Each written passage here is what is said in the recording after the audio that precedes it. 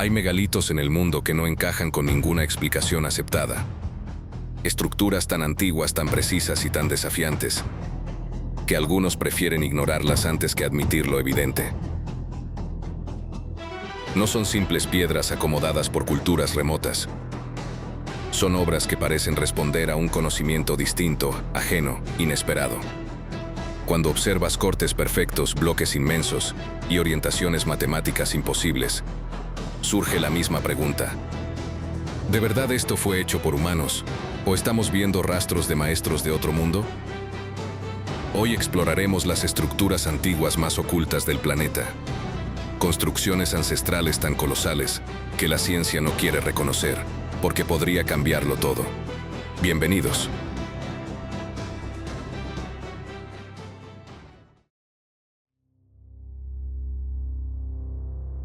Puesto número 10. El sitio de Kaunos, Turquía. Arrancamos este top en el suroeste de Turquía. En una ladera rocosa suspendida sobre el vacío, aparecen unas estructuras que desconciertan desde el primer vistazo. No son templos comunes, ni tumbas ordinarias, ni simples tallados históricos.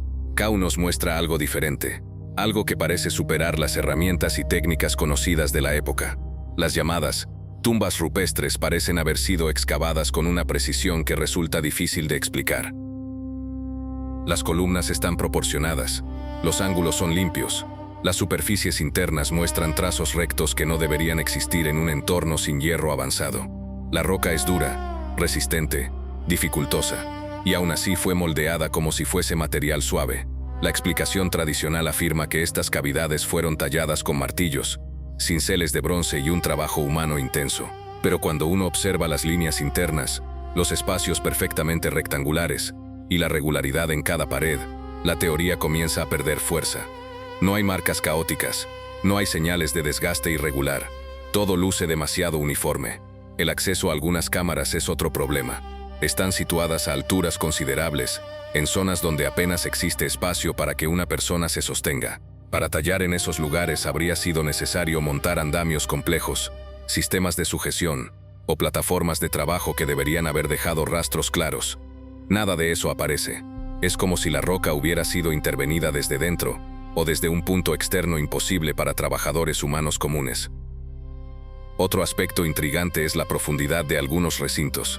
Se adentran en la montaña con paredes sorprendentemente rectas. Las diagonales mantienen el ángulo, el techo no se desploma, y la geometría permanece estable, como si quien lo construyó hubiera tenido una guía precisa o un método para retirar piedras sin errores. Los arqueólogos suelen decir que Kaunos es una demostración de habilidad humana excepcional, pero esa descripción deja fuera una pregunta esencial. ¿Cómo lograron esa precisión en un entorno tan hostil y con herramientas tan limitadas? No es solo trabajo duro, es trabajo exacto. Exacto en un periodo donde la exactitud era casi imposible. Cuando se analiza el conjunto completo surge un patrón inquietante. Las cámaras parecen seguir una lógica de diseño. No están distribuidas al azar. Algunas están alineadas entre sí, otras guardan una distancia constante, y otras se orientan de forma particular hacia el paisaje.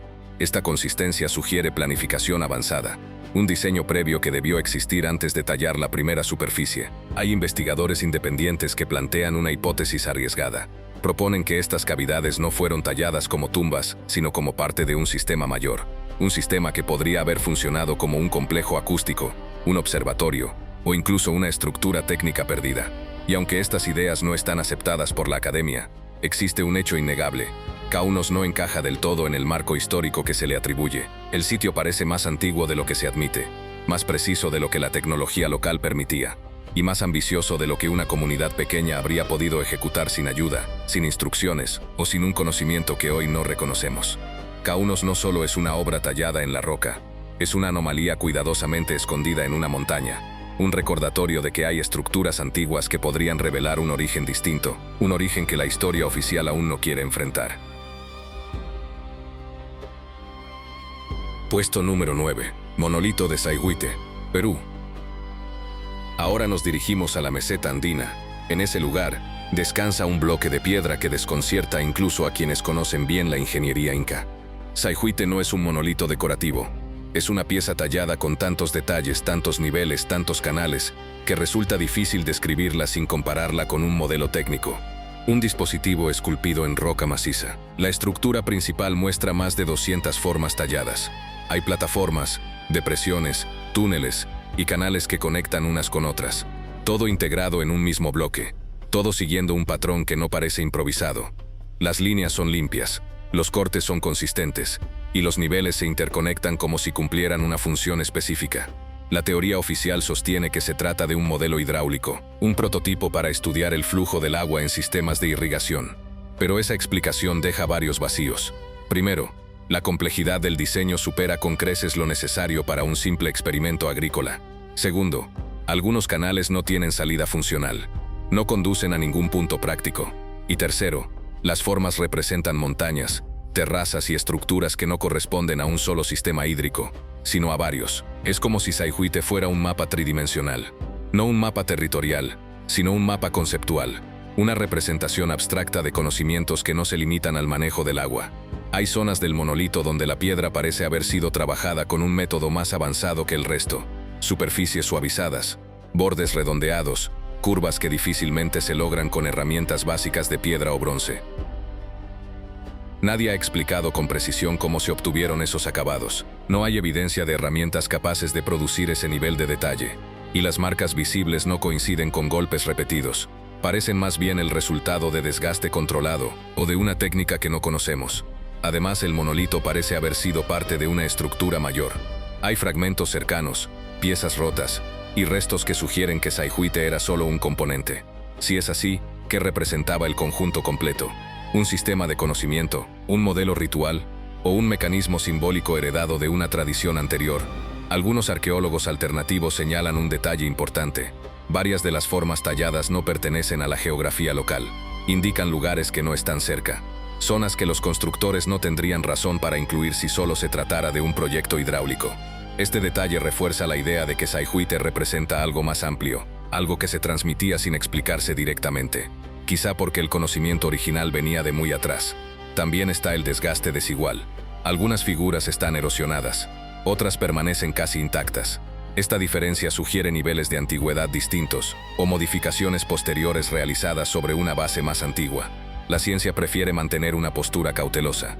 Establece el monolito como un objeto ritual, pero esa definición no explica su complejidad, no explica su precisión, y no explica por qué una cultura sin herramientas avanzadas dejó un bloque que parece más un prototipo técnico que una obra simbólica. Sayhuite es, al final, una pieza incómoda, una piedra que podría demostrar que existió un conocimiento perdido, o transmitido desde una fuente no humana, capaz de manipular la roca con fines que aún no comprendemos.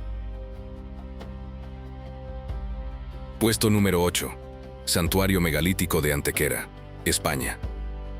En el sur de la península ibérica, emerge un conjunto megalítico que parece desafiar la lógica de su tiempo.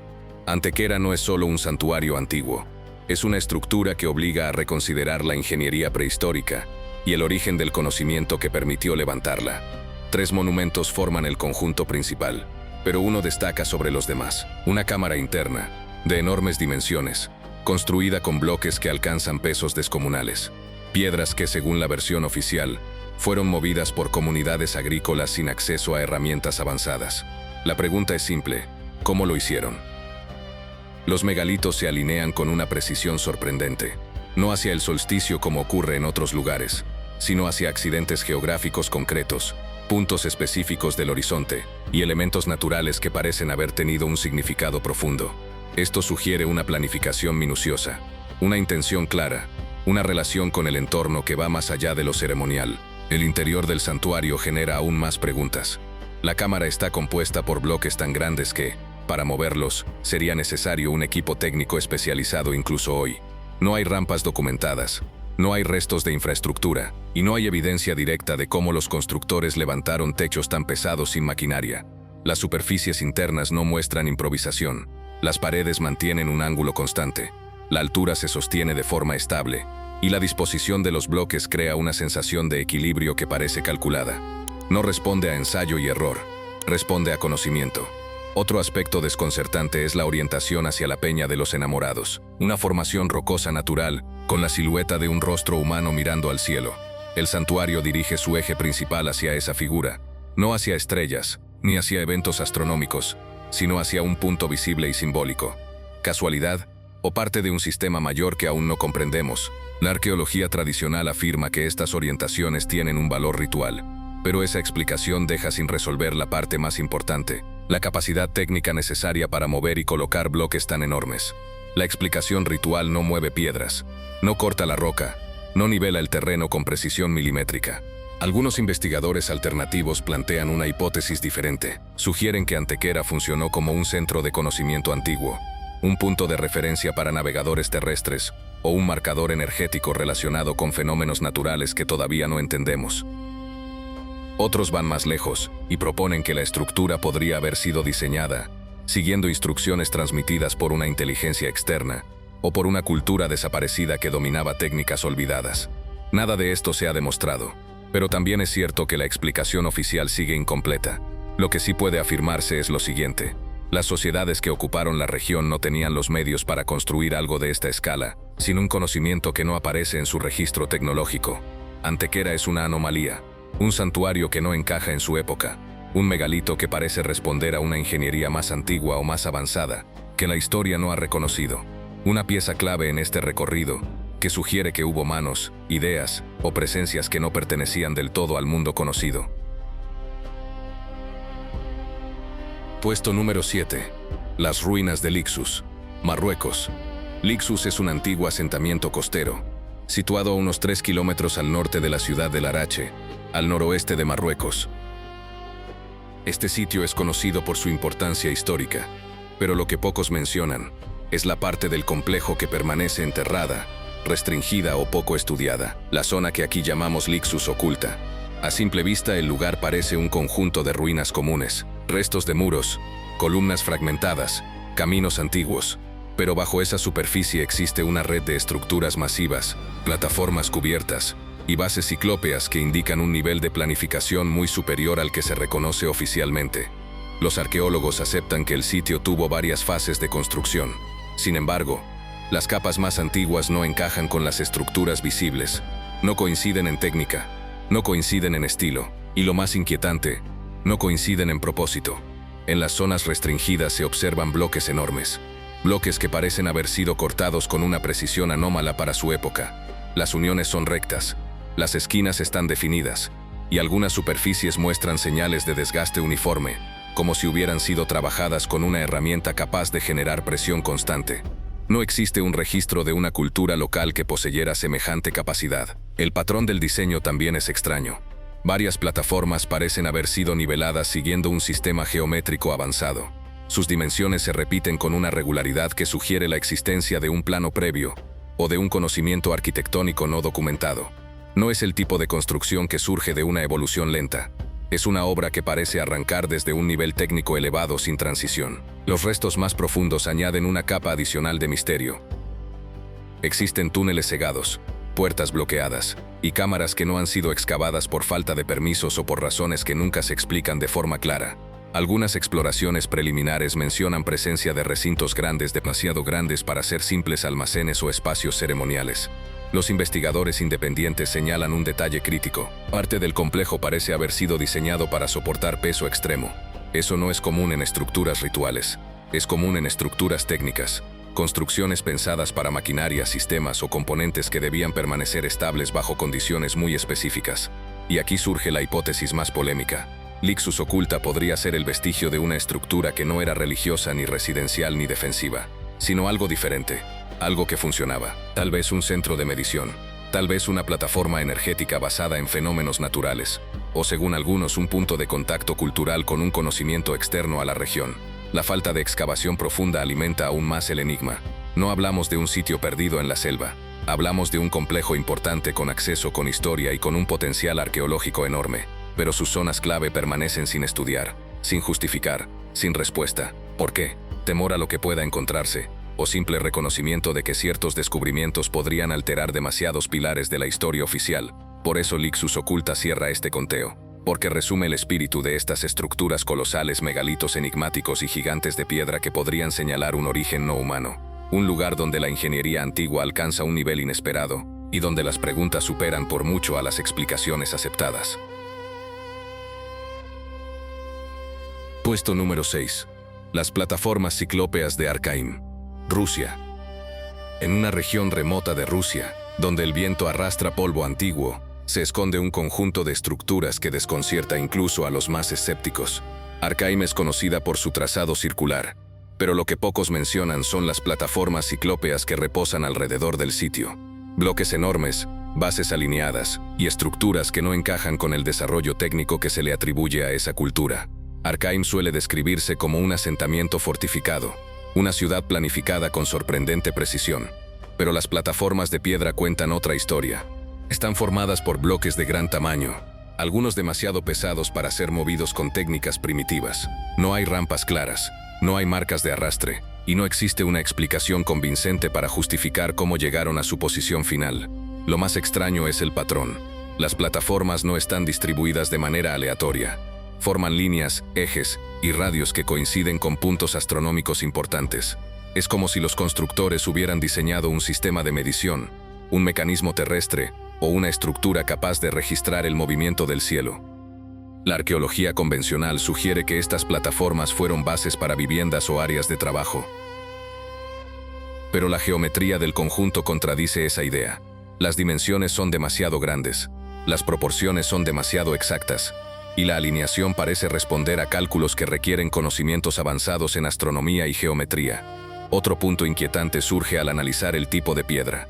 Algunas plataformas presentan superficies niveladas, como si hubieran sido cortadas de forma intencional. No hay fracturas irregulares, no hay indicios de golpes repetidos. Las superficies planas sugieren un método de trabajo desconocido, un método que no coincide con herramientas de la Edad del Bronce. Varios investigadores independientes han señalado que Arkaim no es solo un asentamiento, sino algo más complejo. Algunos lo comparan con un observatorio circular, otros lo ven como un centro de control territorial, y unos pocos plantean una idea aún más provocadora, que las plataformas ciclópeas formaban parte de un sistema energético o técnico muy antiguo, posiblemente heredado de una civilización previa. Esta hipótesis surge porque las plataformas mantienen una simetría interna difícil de lograr sin instrumentos precisos.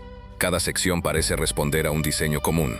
No hay improvisación, no hay variaciones inesperadas. Todo encaja con la lógica de alguien que sabía exactamente lo que estaba construyendo. La datación oficial de Arkaim también presenta problemas. Algunos estudios sugieren que la estructura es más antigua de lo que se admite. Otros indican que hubo fases de construcción muy distintas entre sí. Esto abre otra posibilidad, que los habitantes conocidos del lugar solo heredaron una parte de la estructura, y que las plataformas más antiguas pertenecieran a un pueblo desconocido. La ciencia evita profundizar en esa dirección, porque aceptar que hubo un conocimiento previo, avanzado, organizado, pondría en duda la evolución tecnológica lineal que se enseña hoy. Arkaim no solo es una ciudad circular, es un rompecabezas donde cada plataforma parece cumplir una función que aún no entendemos. Un fragmento de algo más grande, tal vez una máquina primitiva, o un marcador terrestre diseñado por una inteligencia que no encaja con la historia tradicional. Una estructura ciclópea que quizá fue creada por manos humanas, o por algo que llegó antes. Puesto número 5. Las ruinas de Zorat-Skarer, Armenia. En una meseta silenciosa, lejos de ciudades y rutas modernas, se levanta un conjunto de piedras que desconcierta incluso a los investigadores más prudentes. Zorat-Skarer no es un simple círculo megalítico, es un laberinto de monolitos, alineaciones y perforaciones que parecen responder a una intención mucho más compleja que la de un calendario primitivo. A simple vista, las piedras parecen dispersas, pero cuando se observan desde el aire, surge un patrón claro. Algunas filas siguen trayectorias precisas, otras apuntan hacia puntos astronómicos específicos, y varias presentan un detalle que provoca debate inmediato. Pequeñas perforaciones circulares, talladas en el centro del bloque. Estas perforaciones no son marcas erosivas, tampoco daños recientes. Son agujeros limpios redondos regulares, un tipo de corte que exige una técnica muy superior a la que se atribuye a las culturas antiguas del Cáucaso. No existe herramienta de la época capaz de producir un orificio tan estable, tan exacto y tan bien centrado sobre una roca tan dura. La explicación arqueológica afirma que los agujeros pudo haberlos realizado una comunidad local con herramientas básicas de piedra, pero esa teoría no encaja con la regularidad de las perforaciones, ni con su orientación, ni con el diámetro casi idéntico entre múltiples monolitos. La precisión es demasiado alta para un proceso artesanal rudimentario. Muchos de estos agujeros se orientan hacia zonas específicas del cielo. En algunos casos coinciden con posiciones antiguas de estrellas de importancia. En otros parecen haber sido diseñados para enmarcar eventos celestes muy concretos. Este nivel de alineación sugiere un conocimiento astronómico avanzado, uno que exige cálculos, mediciones y una intención que va más allá de lo ceremonial. El siguiente detalle genera aún más preguntas. El sitio no fue construido en una sola etapa. Distintos tipos de piedra, distintas alturas, distintos patrones, indican que Zoratzcarrer pudo haber sido ampliado o modificado a lo largo del tiempo, pero algunas de las rocas más antiguas, las que contienen las perforaciones más perfectas, parecen pertenecer a una fase constructiva desconocida. Esa fase es la que intriga, una etapa que no coincide con las capacidades humanas registradas en la región, una etapa que sugiere la influencia de un conocimiento externo, heredado o completamente perdido. Hay investigadores independientes que plantean que Zoratzcarrer funcionó como un observatorio de precisión, no un simple marcador solar, sino un sistema óptico primitivo, capaz de medir eventos astronómicos con un nivel sorprendente. Pero incluso esta hipótesis deja una duda abierta. ¿Cómo perforaron las piedras? ¿Y por qué esos agujeros conservan un alineamiento tan exacto miles de años después? La ciencia oficial responde con cautela. Señala que aún queda mucho por estudiar, que el desgaste dificulta conclusiones, que parte del sitio está sin excavar. Pero detrás de esa cautela existe una inquietud evidente. Explicar Zoratzcarrer sin aceptar posibilidades incómodas es cada vez más difícil. Las ruinas no solo muestran alineaciones, muestran intención, muestran diseño, y muestran un nivel técnico que desafía todo lo que se espera de una comunidad antigua aislada. Por eso Zoratzcarrer se vuelve una pieza clave en este recorrido. Un conjunto de monolitos que podría señalar la intervención de una inteligencia diferente, o el eco de un conocimiento que nunca debió desaparecer. Puesto número 4. Monolito de Tilla, Etiopía. En una planicie silenciosa de Etiopía, se alzan una serie de monolitos que han desconcertado a los investigadores desde su descubrimiento. Entre todos ellos, uno destaca por encima del resto. Una estela tallada con símbolos extraños, líneas profundas y patrones que no encajan con el nivel tecnológico atribuido a las sociedades que habitaron la región. Lo primero que llama la atención es la forma. El monolito no fue esculpido como un simple marcador funerario. Tiene proporciones exactas, ángulos definidos y un tallado que parece seguir un diseño previo. No es una piedra improvisada, es una pieza trabajada con intención clara. Los símbolos grabados sobre su superficie tampoco son aleatorios.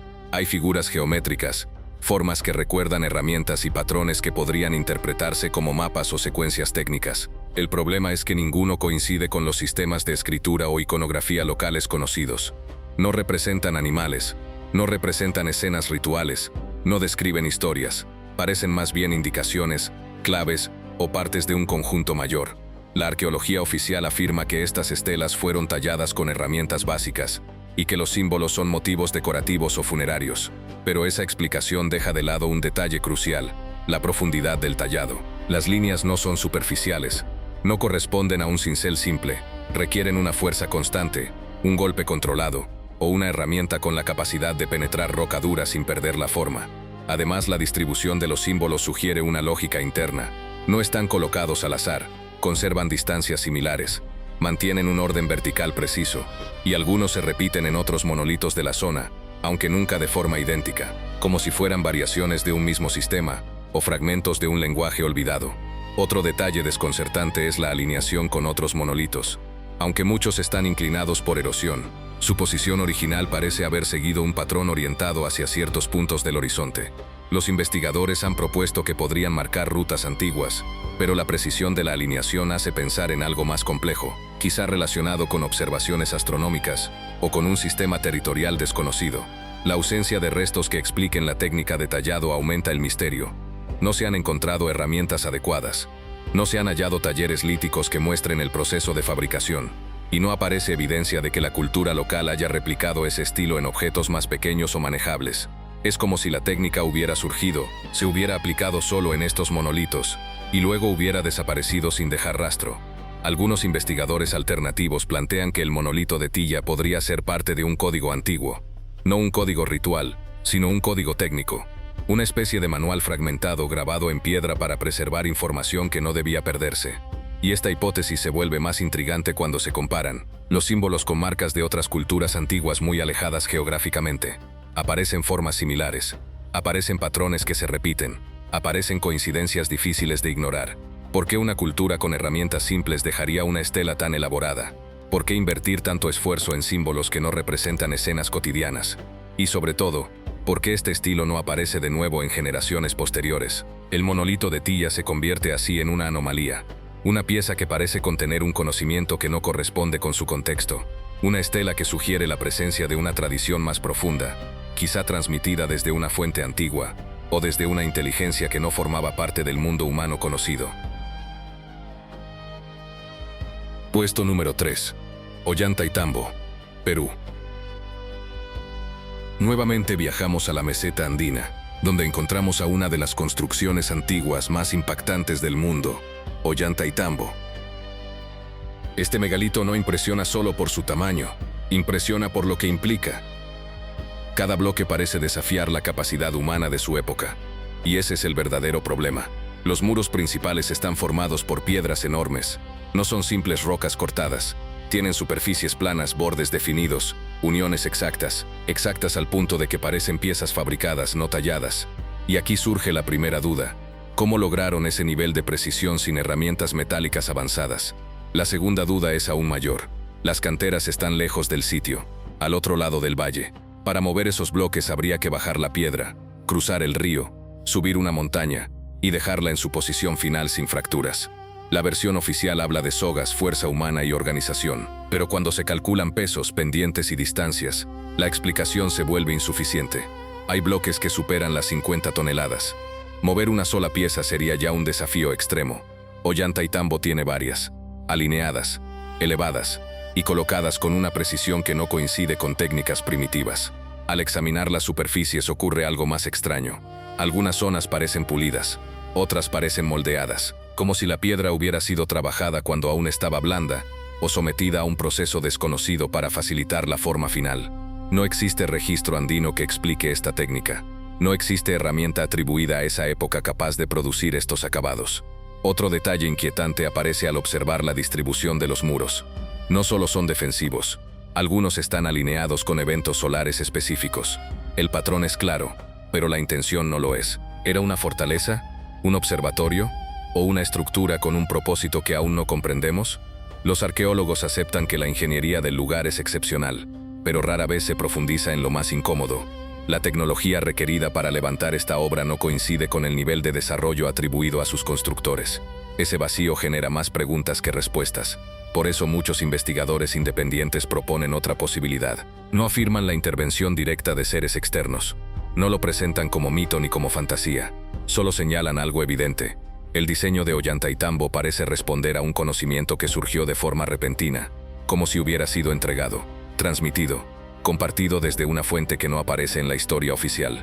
Esto explicaría la precisión, explicaría el transporte, explicaría la geometría, y explicaría por qué algunas partes del sitio parecen ser de una etapa tecnológica distinta a otras, como si diferentes constructores, de diferentes épocas, hubieran participado en algo mucho más complejo. Ollantaytambo no es solo una obra imponente, es una anomalía, un punto incómodo dentro del relato arqueológico, un recuerdo de que existieron capacidades perdidas o instructores olvidados. Por eso ocupa este tercer lugar en el conteo, porque muestra, desde el inicio, que no estamos hablando de simples piedras, estamos hablando de estructuras colosales que la ciencia prefiere evitar, y con razón. Puesto número 2. El monolito de Al-Nazla, Arabia Saudita. En medio del desierto aparece una imagen que desconcierta a cualquiera. Un bloque de roca dividido en dos, separado por un corte tan perfecto que parece más el resultado de una máquina moderna que de procesos naturales. Ese es el monolito de Al-Nazla, una formación que, desde que fue descubierta, ha generado más preguntas que respuestas. Lo primero que llama la atención es la línea de separación. Un corte recto, limpio, continuo, sin irregularidades visibles. No hay fracturas laterales, no hay bordes desgastados, no hay señal de impacto, solo una división precisa, similar a una hoja metálica atravesando la piedra. Y eso es lo que convierte a Al-Nazla en un verdadero enigma. La explicación oficial sugiere que el corte podría ser resultado de una falla natural en la roca, una simple fractura generada por movimientos térmicos y erosión. Sin embargo, la perfección de la línea no encaja con ese proceso. Las fallas naturales crean bordes irregulares, curvas impredecibles, superficies accidentadas. Aquí sucede lo contrario. La división es tan recta que parece trazada con un instrumento diseñado para cortar material sólido. A esto se suma otro detalle extraño. Ambas mitades permanecen de pie, perfectamente estables, como si hubieran sido colocadas en esa posición a propósito. Cualquier fractura natural habría producido inestabilidad, derrumbes o ángulos inconsistentes. Pero estas dos piezas se mantienen firmes, paralelas, equilibradas, como si alguien hubiera tomado el bloque entero, lo hubiera partido con una técnica precisa, y luego lo hubiera asentado de forma controlada. Las marcas grabadas en su superficie tampoco ayudan a resolver el misterio. Parecen inscripciones antiguas, símbolos o restos de algún tipo de interacción humana remota, pero no explican el corte, ni lo justifican, ni aportan una razón para crear una estructura así. Y aquí surge la pregunta que nadie en la arqueología oficial quiere explorar con profundidad. ¿Estamos frente a un fenómeno geológico o frente a tecnología antigua de origen desconocido? Si se tratara de una herramienta, tendría que ser una capaz de aplicar fuerza uniforme a lo largo de toda la roca, sin desviación, sin vibración, sin alterar las bases que sostienen el monolito. En ingeniería moderna esto exige maquinaria especializada, pero en la antigüedad no hay registro de algo similar, ni en Arabia, ni en ninguna otra cultura cercana. Algunos investigadores independientes plantean la posibilidad de técnicas de corte avanzadas, quizá un proceso térmico, quizá vibración controlada, quizá algo que aún no hemos identificado. Y aunque estas ideas no son aceptadas públicamente, tienen un punto en común. El monolito no parece obra de procesos simples. El misterio aumenta cuando se examina el entorno. La zona no muestra señales claras de actividad minera. No hay restos de herramientas. No hay evidencia de asentamientos grandes que justifiquen un trabajo tan específico. Todo lo que existe es el monolito y un vacío total de información. Y es ese vacío lo que inquieta, porque Al-Nazla encaja perfectamente con la premisa de este conteo. Estructuras que parecen contener una intención, un conocimiento o una técnica que no coincide con la capacidad humana conocida de su tiempo. Una roca partida puede ser un accidente. Un corte perfecto, no. Por eso Al-Nazla ocupa el puesto 2, porque es una posible evidencia de contacto con una inteligencia distinta o de un origen tecnológico que la historia aún no reconoce. Puesto número 1. La pirámide de Cholula, México. Bajo una loma cubierta de vegetación y coronada por una iglesia colonial, se oculta una de las estructuras más desconcertantes del continente. Cholula no es una colina natural, es una pirámide tan grande que supera en volumen a todas las de Egipto, y aún así durante siglos permaneció oculta a simple vista. Lo primero que sorprende es su escala. La base es enorme, su volumen es descomunal, y la estructura completa parece haber sido levantada por una sociedad que dominaba la ingeniería a un nivel difícil de justificar con la tecnología registrada para su época. Sin herramientas metálicas avanzadas, sin animales de carga pesados, y sin evidencia clara de cómo lograron mover y colocar la cantidad masiva de material que compone la pirámide. Pero lo más enigmático no es su tamaño, es el hecho de que esté enterrada, cubierta de tierra, ocultada, absorbida por la naturaleza, y luego, rematada con una iglesia en la cima. La versión histórica explica que la pirámide quedó abandonada, y con el paso del tiempo la vegetación la cubrió. Pero ese argumento deja una duda importante. ¿Por qué los constructores posteriores, incluyendo culturas poderosas, no la restauraron, no la excavaron, o no la reutilizaron como hicieron con otros monumentos? La respuesta oficial es ambigua. La respuesta alternativa abre otra puerta. Quizá la pirámide fue enterrada a propósito. Dentro de la estructura se han encontrado túneles, cámaras y pasajes que sugieren fases constructivas distintas. Algunas partes muestran una técnica avanzada, otras parecen añadidas después.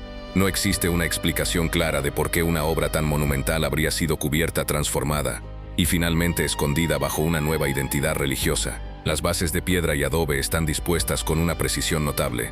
Los niveles se elevan con patrones geométricos coherentes, no improvisados. El diseño general sugiere planificación, no un simple proceso acumulativo. Y eso alimenta la teoría de que Cholula pudo haber tenido un propósito muy distinto al que se le atribuye hoy. Algunos investigadores independientes plantean que la pirámide funcionaba como un centro de observación astronómica. Las orientaciones coinciden con eventos celestes antiguos, alineaciones solares y patrones que parecen demasiado exactos para considerarse coincidencia. Otros sugieren un propósito más complejo, un sistema energético antiguo o un punto de referencia para rutas sagradas o técnicas que aún no comprendemos. La capa de tierra que la cubre añade más misterio. Enterrar una pirámide de ese tamaño no es un accidente. Requiere tiempo. requiere intención. Y si fue enterrada deliberadamente, la pregunta es evidente. ¿Qué debía ocultarse? La iglesia construida sobre la cima tampoco parece un hecho casual. En muchos casos, estructuras religiosas coloniales se levantaron sobre sitios considerados poderosos o sagrados por culturas anteriores. Pero Cholula es un caso extremo. No es un templo pequeño, es una montaña artificial gigantesca usada como cimiento. Al analizar el conjunto completo surge un patrón inquietante. La pirámide parece haber sido ocultada, reinterpretada e integrada a otra tradición para borrar su función original. Una función que quizá implicaba un conocimiento avanzado o un origen que no encaja con la historia oficial. Cholula no es solo la pirámide más grande del mundo, es una estructura que fue silenciada. Un recuerdo monumental de que algunas construcciones ancestrales podrían demostrar un contacto o un conocimiento que aún no queremos aceptar.